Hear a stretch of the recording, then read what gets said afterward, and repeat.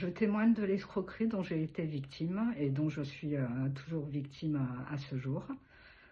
On m'a présenté un homme à Gadir qui présentait bien, qui inspirait confiance, d'une grande éloquence. Ce dernier se présentait comme avocat et qui travaillait pour l'État. Il m'a mis en confiance, nous avons sympathisé, il venait régulièrement sur Paris, il me réclamait, il me demandait si je pouvais lui prêter de l'argent, ce que j'ai fait à plusieurs reprises, et qu'il fallait surtout pas que je m'inquiète, qu'il avait des biens et qu'il pourrait me rembourser en vendant un de ses biens ou en me le vendant. Au bout d'un certain temps, j'ai demandé mon compte. Donc, et il m'a montré un appartement, un petit 2 pièces qui me plaisait bien pour mon fils et moi. Donc j'ai accepté le deal. Mais impossible de légaliser tout ça devant le notaire. Ce dernier ensuite s'est volatilisé dans la nature, ne répondait plus aux appels. Sur les 3 numéros que j'avais, je passais mon temps à l'appeler.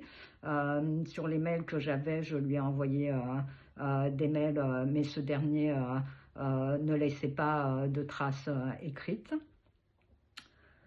Enfin bon, moi j'ai cru à ces mensonges, comme quoi sa mère était malade, sa sœur était en Chine, avait des problèmes, que ses conteneurs étaient bloqués à la douane, parce qu'il avait ouvert une société de meubles, d'après ce qu'il m'avait dit.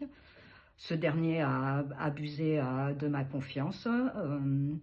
J'ai appris que je n'étais pas la seule victime. Et je suis aujourd'hui, enfin voilà, lésée. J'ai été volée des économies d'une vie. Il a précarisé la vie de mon fils, sans parler des conséquences sur ma santé. Et ce dernier est en liberté. Et dangereux parce que il m'a déjà montré des fusils qu'il avait dans son coffre et qui s'en étaient déjà servis pour menacer des membres de sa famille, ses oncles, suite à un héritage.